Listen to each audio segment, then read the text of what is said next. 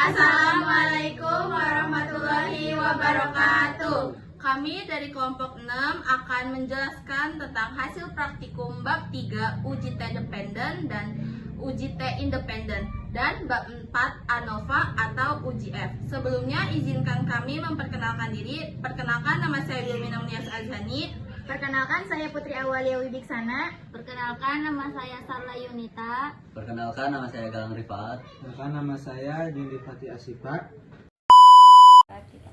Saya Sarla Yunita. Dan saya Wilmina Munias Azhani akan menjelaskan hasil praktikum uji T dependen. Uji T dependen adalah uji statistika yang digunakan untuk membandingkan dua rata-rata dari kelompok yang sama sebelum dan sesudah diberikan perlakuan atau dalam dua kondisi yang berbeda.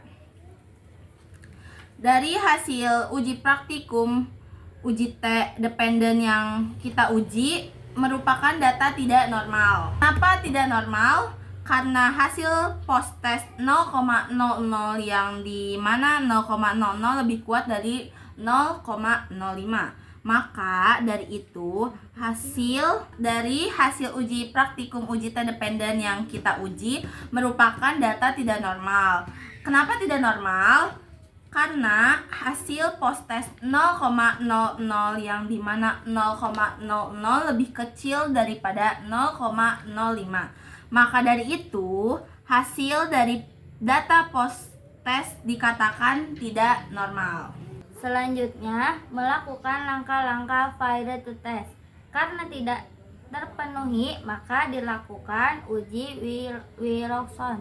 Uji Wilson dilakukan dengan cara klik bagian data view dan mengklik non-parametric test, select dialog, lalu klik dua related samples, kemudian muncul kotak dialog to related samples test. Jika sudah normal, kotak dialog to related sample test, input variable frequency dan variable post test ke kotak test file secara bersamaan. Pada bagian test type centang Wilson, lalu klik OK dan akan muncul output seperti ini. Selanjutnya saya Jundi Fatih Asifa. Saya Galang Rifat. Kami akan menjelaskan uji T independen. Uji T independen atau independent sample t-test adalah salah satu jenis uji statistik parametrik yang digunakan untuk membandingkan rata-rata dua kelompok yang tidak saling berhubungan satu sama lain. Uji T independen adalah metode statistik yang digunakan untuk menentukan apakah terdapat perbedaan yang signifikan secara statik antara rata-rata dua kelompok sampel yang berbeda dan tidak berpasangan. Contohnya, membandingkan pendapatan penjual ST dari yang tertinggi sampai terendah. Baik, langkah pertama pengoperasian uji T independen adalah menginput data ke SPSS. Lalu langkah selanjutnya di bagian data view, klik analyze lalu pilih compare means, kemudian klik independent sample t-test. Maka akan muncul dialog independent sample t-test seperti ini. Lalu input variabel pendapatan ke kotak test variabel dan variabel kelompok ke grouping variabel. Lalu klik define group. Pada kotak grup 1 diisikan angka 1 dan pada kotak grup 2 diisikan angka 2. Lalu klik continue dan OK. Maka akan muncul hasil output SPSS-nya seperti ini. Selanjutnya karena terata sampel skor kelompok tidak dilatih sebesar 1.609.400 dan terata kelompok dilatih sebesar 248.600. Secara deskriptif dapat disimpulkan bahwa pada sampel terdapat perbedaan terata pendapatan antara kelompok tidak dilatih dan tidak dilatih, yaitu skor kelompok tidak dilatih lebih besar daripada skor kelompok dilatih. Berikut kita tampilkan hasil output SPSS-nya di sini. Selanjutnya, saya Putri Awalia Wibiksana akan menjelaskan tentang uji ANOVA atau uji F. Pertama, kita membutuhkan minimal 3 data. Kebetulan kita mengambil data pedagang ST sebanyak 30 pedagang.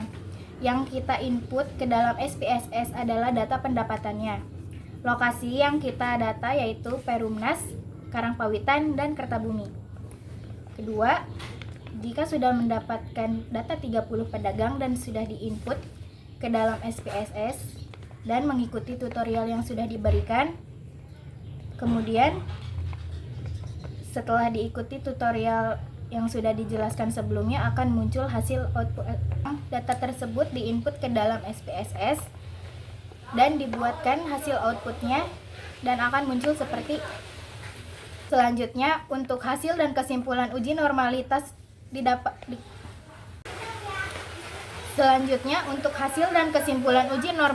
dapat dikatakan normal karena nilai sig lokasi Perumnas sebesar 0,750, nilai sig lokasi Karangpawitan sebesar 0,902, dan nilai sig lokasi Kertabumi sebesar 0,687. Nilai sig ketiga lokasi lebih besar dari 0,05 sehingga syarat uji F atau ANOVA telah terpenuhi. Selanjutnya, hasil dan kesimpulan uji F. Pertama, ada analisis deskriptif. Berdasarkan hasil SPSS, maka didapat tingkat pendapatan di Perumnas sebesar 155.700. Rata tingkat pendapatan Karangpawitan sebesar 209.400 dan rata tingkat pendapatan di Kertabumi sebesar 261.900. Secara deskriptif dapat disimpulkan bahwa pada sampel data tersebut terdapat perbedaan rata tingkat pendapatan pada lokasi yang berbeda, yaitu berturut-turut tingkat pendapatan di Kertabumi paling besar, menyusul tingkat pendapatan di Perumnas dan Karangpawitan yang paling kecil. Selanjutnya ada uji homogenitas. Uji homogenitas dibagi menjadi 4. Pertama, berdasarkan rata atau based on mean. Pendapatan Karangpawitan sebesar 209.400 dan rata tingkat pendapatan di Kertabumi sebesar 261.900. Secara deskriptif dapat disimpulkan bahwa pada sampel data tersebut terdapat perbedaan rata tingkat pendapatan pada lokasi yang berbeda, yaitu berturut-turut tingkat pendapatan di Kertabumi paling besar, menyusul tingkat pendapatan di Perumnas dan Karangpawitan yang paling kecil. Selanjutnya ada uji homogenitas. Uji homogenitas dibagi menjadi 4. Pertama, berdasarkan rata atau based on mean. Lab statistiknya didapatkan 0,237 dan sig 0,790. Kedua, berdasarkan median atau based on median. Lab statistiknya didapatkan 0,223 dan signya 0,802. Ketiga, berdasarkan median dengan DB yang telah disesuaikan atau based on median with edges DF. Lab statistiknya didapatkan 0,223 dan signya 0,802. Yang keempat, berdasarkan rata yang dipangkas data OTIR atau based on trimmed mean. Lab statistiknya didapatkan 0,230 dan sig 0,796. Kesimpulan uji homogenitas dapat disimpulkan bahwa uji homogenitas variance menggunakan uji Leven diperoleh hasil bahwa baik berdasarkan rata maupun median memiliki signifikasi lebih dari 0,05. Berdasarkan hal itu, maka dapat disimpulkan bahwa variance antar kelompok data adalah homogen atau sama. Selanjutnya, ada hasil uji F. Hasil uji F tingkat penjualan di 3 lokasi 83,539 dan sig didapatkan 0,000. Dapat disimpulkan bahwa berdasarkan output maka didapat bahwa nilai sig atau 2 Thailand untuk ANOVA yaitu sebesar 0,000 lebih kecil dari 0,05. Berdasarkan hal tersebut, maka dapat disimpulkan H0 ditolak dan HA diterima. Artinya minimal ada sepasang rata tingkat penjualan yang berbeda. Untuk mengetahui pasangan mana yang berbeda, maka diperlukan uji post-host atau uji lanjut untuk perbandingan tingkat penjualan di 3 lokasi. Selanjutnya ada hasil uji lanjutan atau perbandingan berbeda antar lokasi. Kesimpulan yang diperoleh adalah berdasarkan uji perbandingan berganda pada tingkat signifikasi atau yang berlaku kesimpulannya untuk populasi menggunakan LSD, Tukey maupun Bonferroni menunjukkan bahwa 1. Tingkat pendapatan di Karangpawitan dan pendapatan adalah sama.